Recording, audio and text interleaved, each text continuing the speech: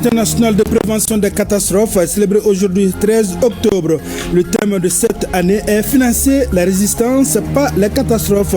Elle est l'occasion pour le ministre en charge de la protection civile de rappeler quelques mesures prises par les autorités face aux éventuelles catastrophes.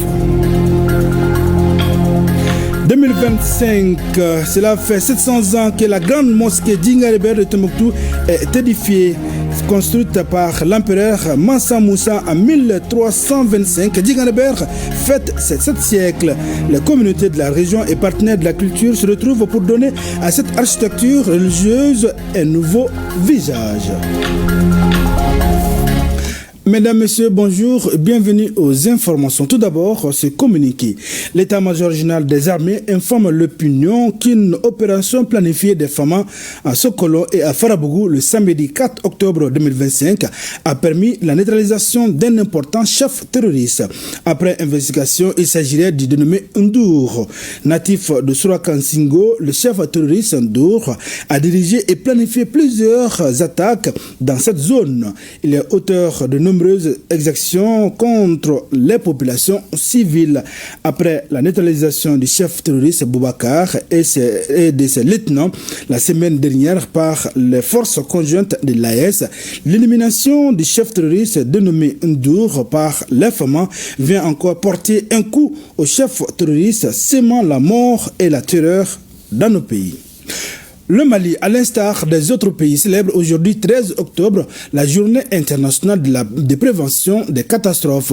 Une occasion pour le ministre en charge de la protection civile de rappeler quelques mesures prises par les autorités face aux probables difficultés pendant la saison des pluies. Cette année, le thème est « Financer la résistance, pas les catastrophes ». La synthèse du discours du ministre avec Awa Adama Coulibaly et Sambou Diakité. Les inondations qui s'ensuivent font vite oublier les bienfaits qu'elles apportent. Réduire les risques de telles catastrophes, tel est l'objectif de la célébration de cette journée.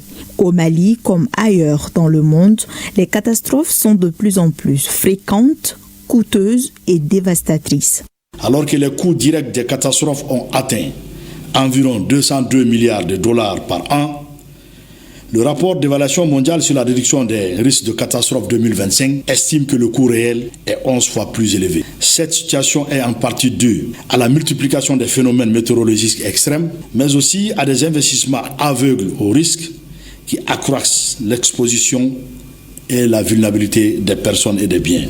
Le changement de stratégie n'est plus une option, mais une urgence pour protéger les communautés et renforcer leur résilience face aux aléas naturels et technologiques.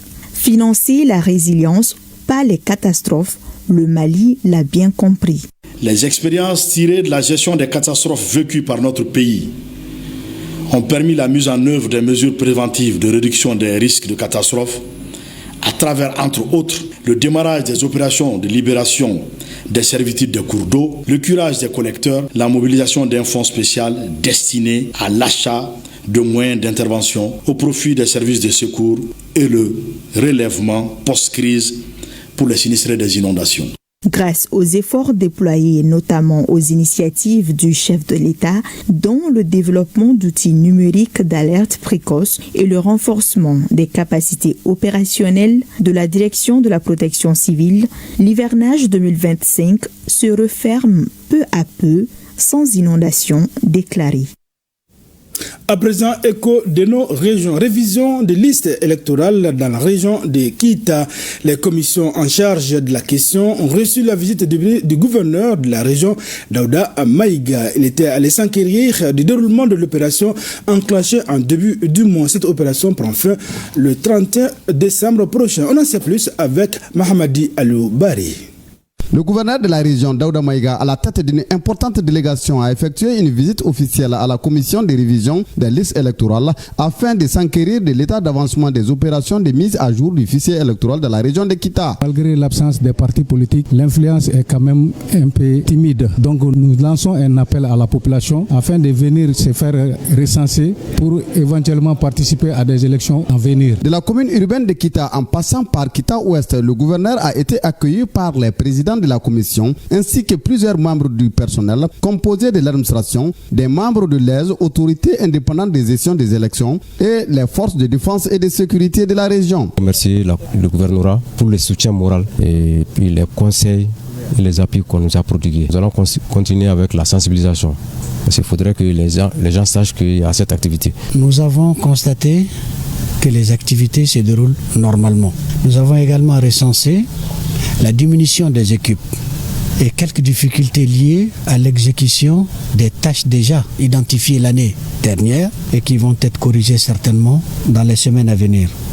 Globalement, il a été recommandé d'accentuer la sensibilisation des populations autour de la mobilisation par rapport à l'activité, notamment par les maires, à travers les canaux de radio et les autres canaux des médias qui sont disponibles, mais également profiter de toutes les rencontres pour annoncer le devoir citoyen qui est de se recenser. Pour les deux communes Kita Centrale et Ouest, plus de 40 976 électeurs sont inscrits sur la liste, 791 validations, 120 radiations et 5 transferts ont été constatés lors du passage du chef de l'exécutif régional. Informer la population sur l'état d'exécution de la mise en œuvre des recommandations issues des Assises nationales de la refondation, c'est le sens d'un atelier à 100. La session à l'intention des déplacés internes est organisée par le ministère de la refondation de l'État. De 100, la correspondance d'Idrissa Koné. La région de San enregistre aujourd'hui un nombre important de populations déplacées internes. Cette session d'appropriation et de restitution du cadre stratégique de la refondation de l'État leur est destinée. Pour l'État, cet atelier est un devoir de redevabilité à travers le département en charge de la refondation, de leur faire part de l'état d'exécution des recommandations issues des Assises nationales de la refondation tenues en 2021. Aux participants, nous avons expliqué les recommandations qu'ils ont eu à faire lors des Assises nationales, que ces recommandations ont été transformées en un cadre de travail par le gouvernement, appelé cadre stratégique de la refondation de l'État, avec des objectifs, une vision, des plans d'action, des actions stratégiques et également des mécanismes de suivi et évaluation. Ces hommes et femmes venus de différents sites de déplacés de sang ont participé de façon active au débat. Les débats ont été vraiment à hauteur de souhait. Les uns et les autres ont fait des propositions, ont fait des suggestions qui, nous pensons, peuvent aider vraiment à l'amélioration de l'atteinte des objectifs assignés au CNCR ANR. Et je pense que vraiment tous les participants sont sortis satisfaits de cette rencontre. Chaque participant, considéré désormais comme un messager, doit rendre compte à ses compatriotes. Akaï, c'est parti pour les activités de la 30e édition du mois de la solidarité et de la lutte contre l'exclusion. Pour ce lancement, tout le monde était mobilisé autour du gouverneur de la région, le général de brigade Moussa Soumaré. Le reportage est signé Brema Dao.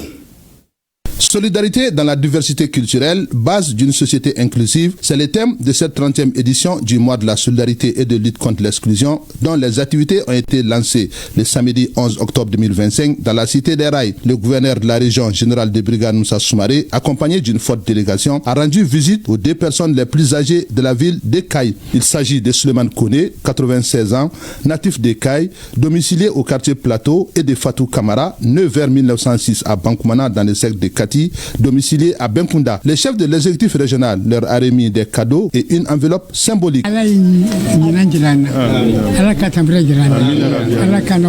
Solidarité, c'est pas nouveau à Kaï. Solidarité rime avec Kaï, c'est même naturel à Kaï.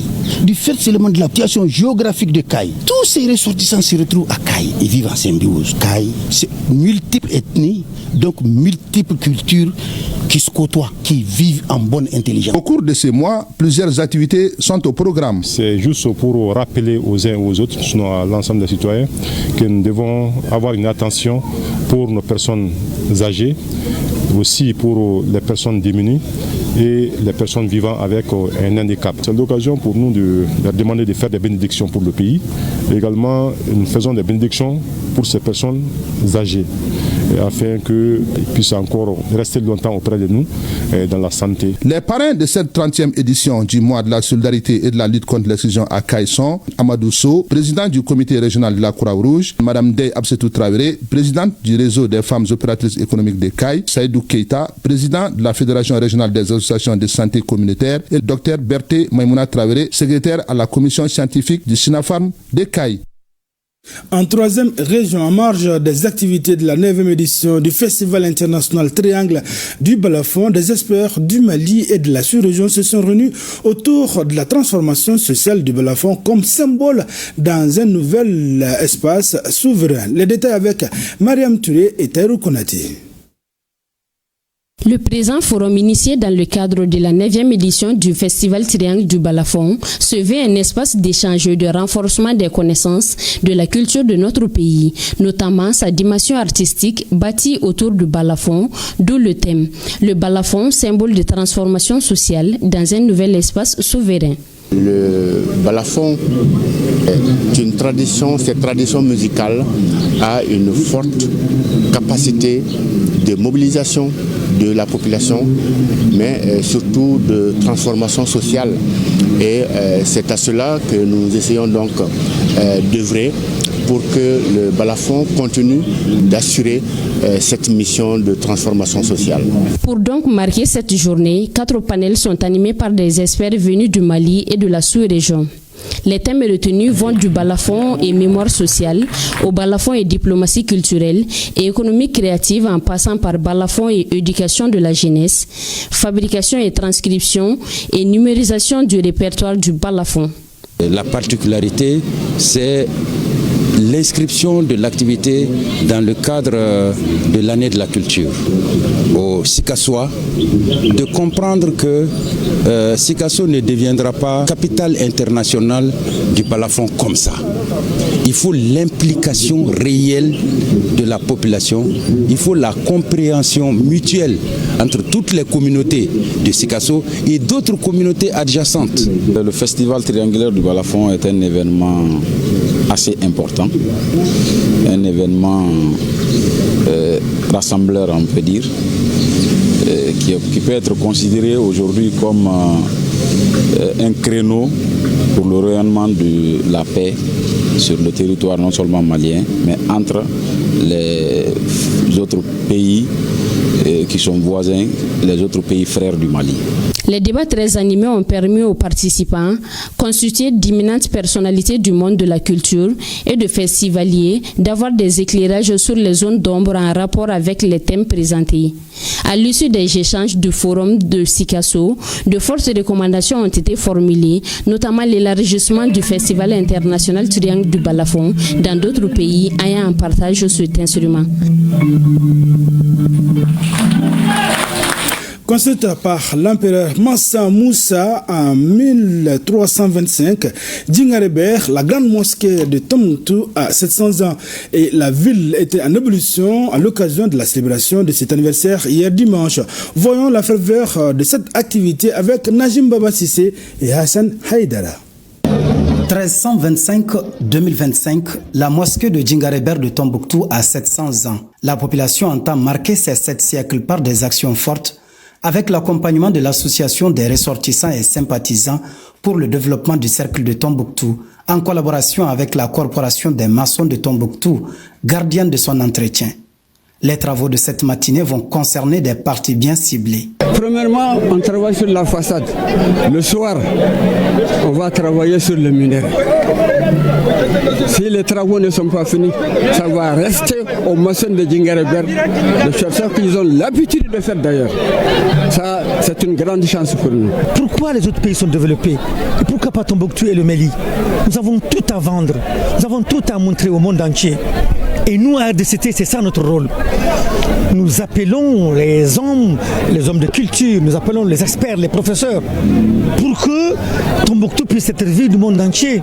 Cette bâtisse en terre est un symbole à la fois culturel et culturel, dont la pérennisation implique l'ensemble des couches sociales de la ville et même des ressortissants nostalgiques de ces moments de cohésion et de partage des valeurs culturelles. Tout le temps, quand il y a des cérémonies de crépissage, les femmes sont chargées du transport de l'eau. Elles sont ouvrières pour l'encouragement des maçons parce qu'elles jouent les tam-tams, elles les poussent, elles les encouragent à faire mieux, à aller très vite parce que c'est une journée. Donc aujourd'hui, c'est vraiment une réelle joie de me retrouver à Tombouctou après 30 ans d'absence. Et comme vous pouvez le constater, je suis crépi moi-même de partout. Et vraiment, ça fait plaisir de me retrouver parmi les amis, les frères.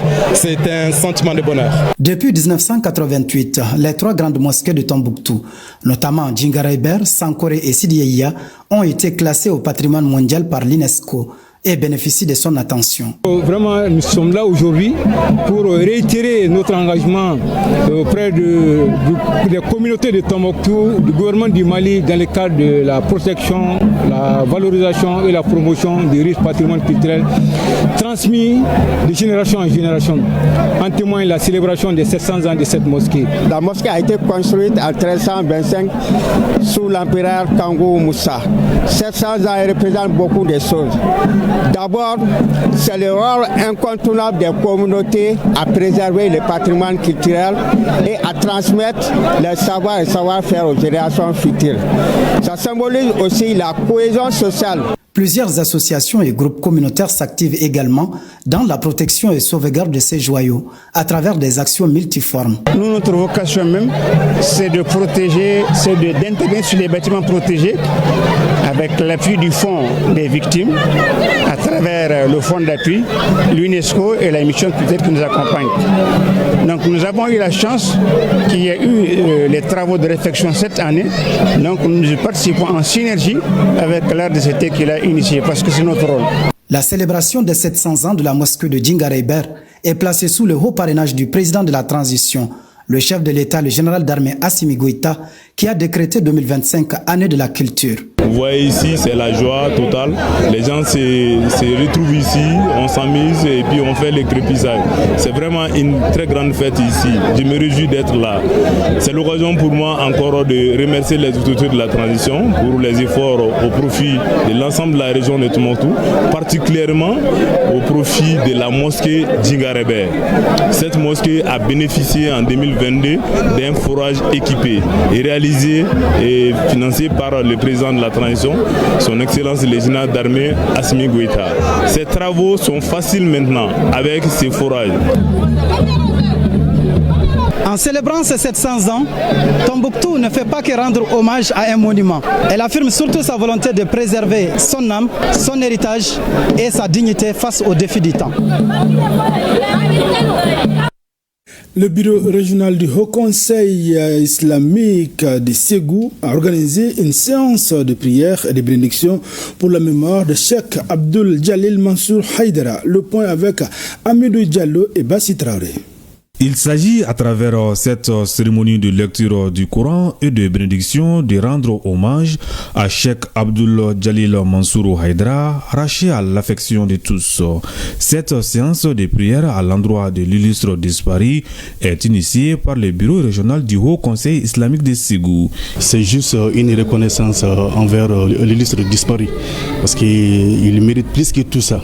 Donc on a réuni toutes les grandes familles de Ségou, puis toute la population de Ségou en un mot pour venir faire la prière en son mémoire. Parce qu'il a tout fait pour Ségou. Au cours de la cérémonie, ils étaient nombreux à faire des témoignages sur les bienfaits de l'homme. La disparition de Jalil, c'est la volonté de Dieu. Jalil était un philanthrope. Nous prions pour le repos de son âme.